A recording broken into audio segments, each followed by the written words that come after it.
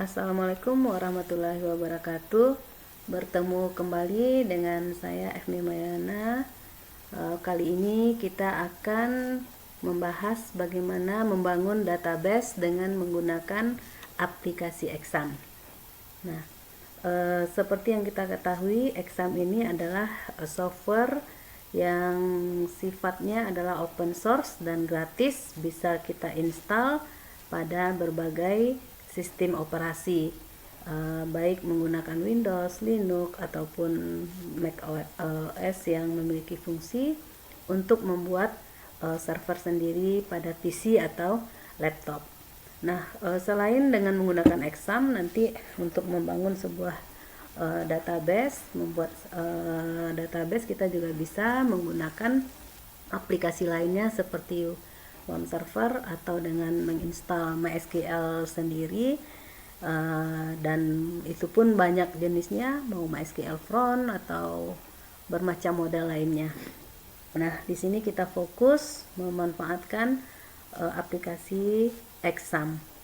Nah, pertama dulu tentu kita boleh di-download dulu aplikasi Examnya. Di sini kita pakai Exam Windows 7.130. Nah, ini sudah di-download, Anda bisa download sendiri. Nah, kita instalkan terlebih dahulu di laptop kita.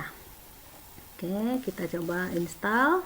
Kita klik aplikasinya, installer exe-nya, kita jawab yes. Oke, kita tunggu dia proses. Ya, seperti biasa. Ini boleh di-oke-kan, missing permission. Oke. Welcome the exam. Kita boleh next. Kita komponennya kita next-kan saja. Ini kita bikin di folder mana. Kalau mau di C boleh, mau di D juga boleh. Kebetulan di D sudah ada, ini kita biarkan di C Exam ya. Jadi dalam satu laptop boleh memakai beberapa buah aplikasi ini. Kita installnya di C saja. Kalau udah kita next kan. Nah, kalau udah ini boleh next. Kita next, kita tunggu prosesnya berhasil. Oke, ready to install. Oke, kita instalkan.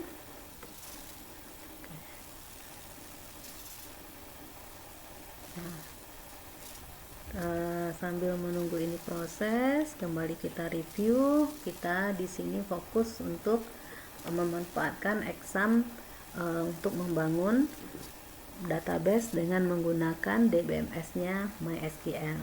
DBMS nanti adalah database management system, di mana kita bisa menggunakan MySQL, Oracle, Access. Nah, di sini kita memilih membangun database dengan menggunakan MySQL.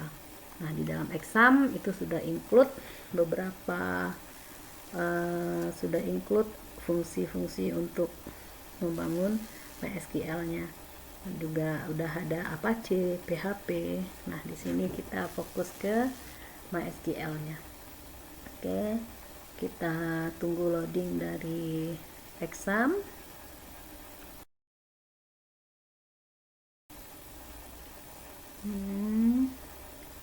Proses setelah ini aktif, nantinya kita bisa menjalankan examnya lewat exam kontrolnya.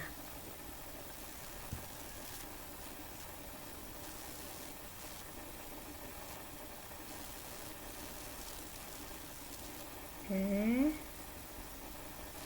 Nah, nanti waktu memilih aplikasi Exam bisa disesuaikan dengan sistem operasi komputer kita, sistem 32 kah atau 64 ya, 64 bit.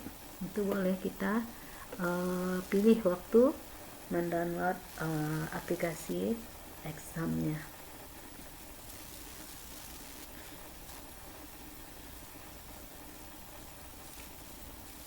Oke, kita lihat di sini dia berisi MySQL, PHP dan file. Nah, bisa untuk menginstal Joomla, WordPress, Wazaki file open source. Oke, kita sedikit lagi.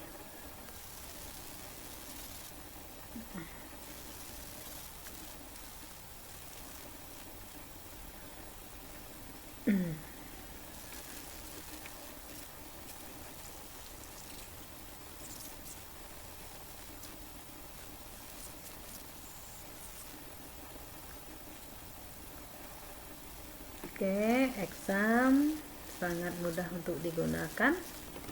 Nanti mau membangun WordPress juga bisa menggunakan exam model.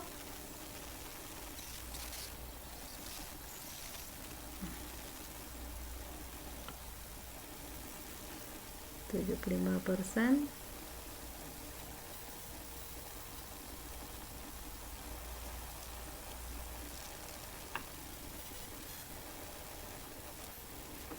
Oke, finish. Oke, kita save dalam format English. Lanjut English. Nah, otomatis ini akan keluar. Nah, inilah awal kita merunning atau mengaktifkan aplikasi exam kita. Kalau ini tidak ada, kita bisa cari di C, kita installnya di C, ambil exam, lalu kita jalankan lewat exam control, atau dari desktop kalau ini kita aktifkan di desktop nanti. Kita ambil exam control, kita aktifkan terlebih dahulu Apache, kita aktifkan MySQL. Nah, MySQL inilah DBMS yang akan kita gunakan. Boleh untuk masuk ke MySQL, kita klik admin. Klik admin. Nah, ini adalah tampilan dari MySQL kita, PHP MyAdmin. Nah, ini adalah default dari database yang ada pada PHP MyAdmin. Nah, ini database, lambangnya seperti ini. Ini contoh untuk database MySQL. Klik plus, ini tabel yang disediakan. Ini default yang sudah disediakan oleh MySQL yang ada di exam. Nah, kita bisa bangun sendiri database kita dengan mengklik, ya, kita bisa dengan cara cepat atau dengan coding di SQL. Kalau cara cepat, kita klik database, kita cukup bikin nama database di sini. Misalnya kita mau membangun sebuah database untuk penilaian mahasiswa, kita boleh beri nama DB penilaian. DB penilaian. Nah, kita klik create. Kita lihat di sebelah kiri, DB penilaian sudah berhasil kita bikin database-nya. Nah, kalau ngecek database ini juga bisa kembali ke home, klik database. Nah, ini database yang udah kita buat. Berarti kita udah punya nama database, tinggal membangun tabel-tabel dari database yang ada. Nah, kita coba bangun tabel biodata mahasiswa. Oke. Kita klik nama database-nya, lalu masuk ke create tabel. Kita bikin nama tabel. Kita contohkan yang mudah saja, misalnya T biodata. Jadi saya suka mengawali dengan T, tabel biodata. Number of column boleh diisi di sini. Kalau 3 digit, kita bisa bikin 3 digit. Oke, kalau udah kita go kan. Oke, nah kita contohkan, kita membangun data mahasiswa, misalnya NPM, kasih name terlebih dahulu, ini name, ini kolom tipe, nah, ini kolom value. Model kolom ada yang ditampilkan horizontal seperti ini, dan nanti ada yang secara vertikal. Itu bisa kita atur modelnya. Ini secara horizontal. Kita tentukan name-nya. Syarat membuat name jangan ada spasi, jangan pernah sama. Kita set name yang mudah kita ingat. Oke. Nah, tipe ini nih, ada beberapa tipe data. Kalau kita ingin dia berupa isiannya angka, tidak bisa digabung dengan teks, kita bisa milihnya seperti integer. Nah, kalau untuk NPM mungkin boleh kita pilih varchar. Varchar dia bisa menampung teks, angka, atau gabungan keduanya. Ada lagi untuk tipe teks di sini, boleh sama dengan varchar, sama dengan teks. Lalu ada lagi char, tapi memiliki perbedaan. Kalau kita pilih char, nah nanti kita set jumlahnya misalnya 10 ya. Berarti maksudnya NPM ini paling panjangnya adalah 10 digit. Kalau kita pakai char, ini sifatnya tetap atau statik. Dimana kalau NPM misalnya cuma 5 digit, komputer akan 5 digit kita pakai, komputer akan tetap nge-save-nya sebanyak 10 digit. Jadi ini mubazir media penyimpanan kita. Tapi kalau kita pilihnya varchar, kita set misalnya NPM sebanyak 20 digit, kita makanya cuma 2 digit atau 5 digit, maka komputer nyimpannya ya sesuai dengan kita nge-save tersebut. Kalau 5 ya 5, jadi lebih fleksibel. Oke, mungkin ini yang penting. Lalu di sini boleh kita tentukan NPM ini adalah sebagai primary key. Nah, primary key kemarin pada pembahasan terlebih dahulu udah kita bahas, dia akan menandakan field yang tidak boleh duplikat, yang harus diisi. Nah, ini yang membuat perbedaan antara field-field yang lain. Nah, kalau mau tambah primary key yang lain boleh kita tentukan. Nah, di sini cukup NPM, kita boleh go. Nah, setelah NPM kita boleh isikan name-nya, misalnya nama tipenya juga varchar. Kita bikin size-nya nama mungkin sekitar 30 digit, lebih tidak boleh, kalau kurang tidak apa-apa. Nah, ini boleh kita isi alamat varchar. Kalau varchar paling banyak itu 265. Kita boleh set misalnya 100 digit. Kalau udah kita save. Nah, kita lihat di DB penilaian, kita punya tabel biodata. Klik. Isinya masih kosong. Klik tabel biodata, isinya masih kosong. Kita klik structure untuk melihat yang tadi. Nah, inilah data yang kita buat tadi. Oke, kita zoom sedikit. Nah, ini NPM, tipe data, ini size, ini primary key. Primary key seandainya tidak jadi NPM dikasih, ini boleh kita drop. Kita coba. Sehingga primary key-nya drop ini untuk menghilangkan field kita. Kalau kita mau nambah lagi, boleh di sini ada add. Kita tambah berarti beginning, di awal tabel. Kita tambah. Itu menghapus tabel drop tadi. Nanti kita hapus primary key-nya. Go, kita kasih nama NPM. Tipe varchar. Size 20. Kalau udah save. Oke, kita cek. Kita kembali memiliki NPM, nama dan alamat. Nah, bagaimana menambahkan primary key? Kalau kita misalnya belum kasih tabel kita primary key, kita boleh klik field, kita tandakan dengan primary. Atau dari sini juga boleh, dari sini juga boleh. Ada more, ada primary key. Oke. Kita oke kan. Nah, sehingga dia akan ada primary key.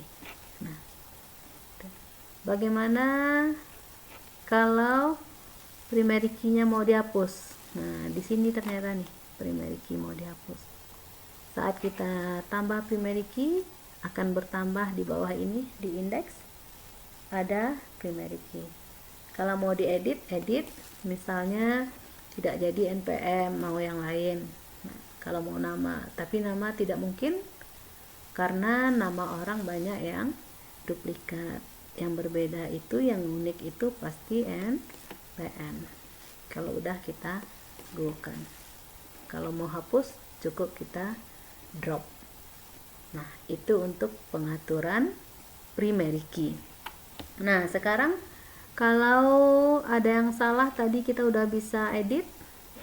Kalau kita hapus pakai drop fieldnya, ini field npm, field nama, dan field alamat.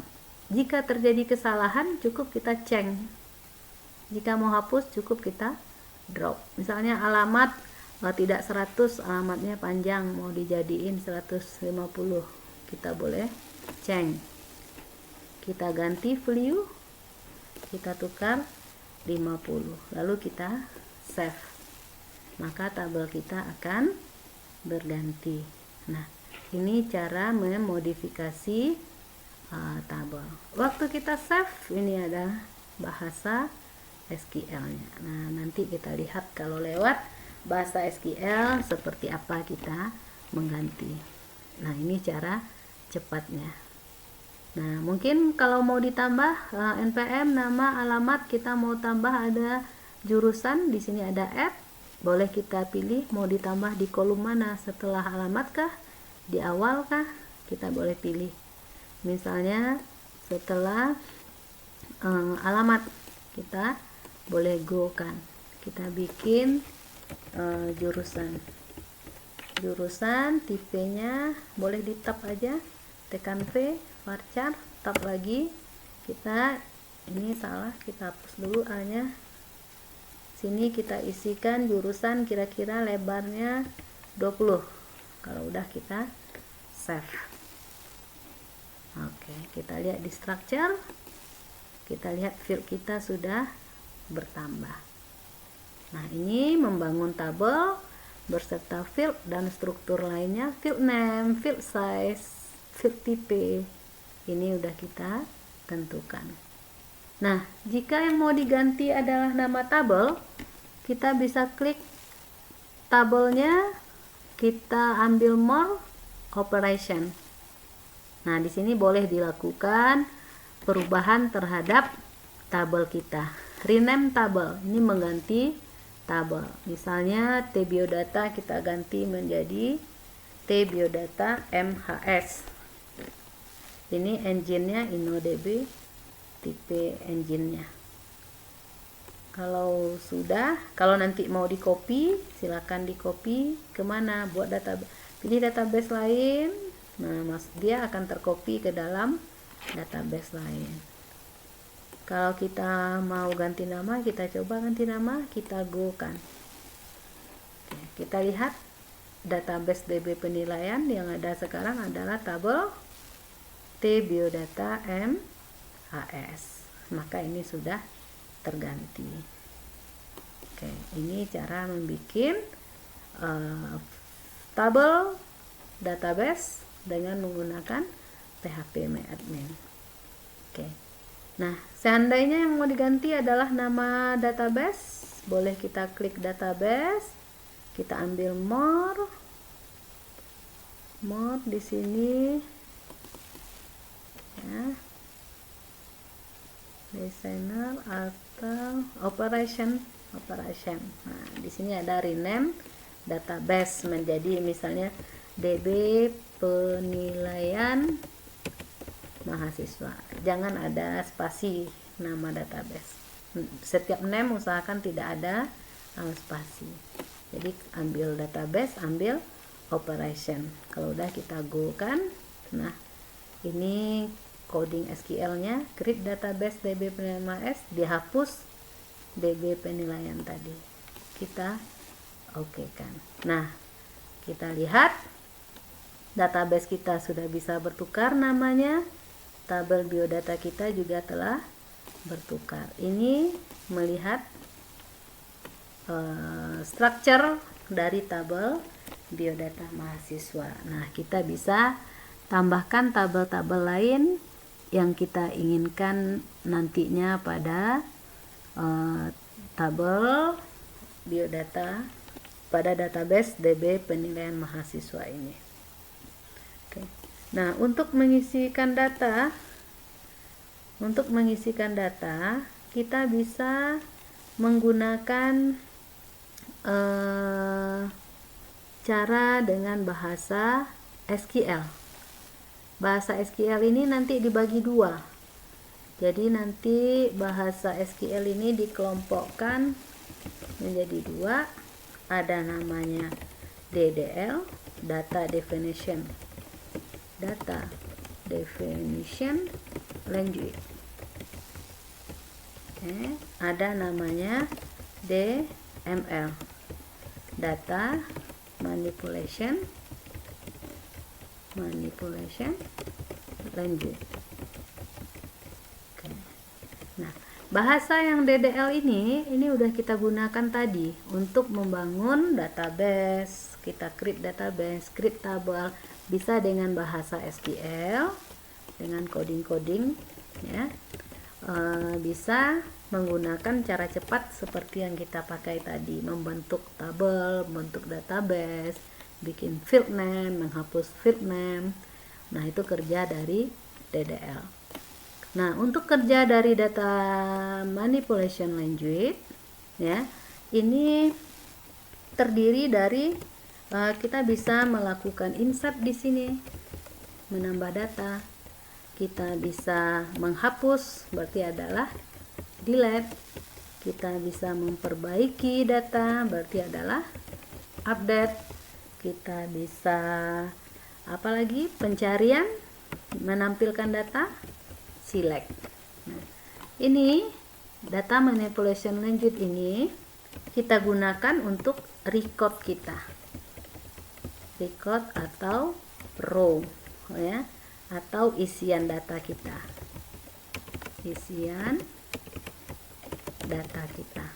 Nah, yang udah kita lakukan tadi adalah untuk data definition language, membangun database, membangun tabel berserta fieldnya. Oke. Nah, untuk pertemuan berikutnya nanti kita akan bahas bagaimana menggunakan data manipulation language. Jadi untuk pertemuan kali ini kita sudah bisa membuat database berserta tabel dan atributnya, bagaimana memodifikasinya. Jika ada pertanyaan atau komentar, silakan disampaikan pada video ini. Mohon maaf atas kekurangan. Selamat mencoba. Assalamualaikum warahmatullahi wabarakatuh.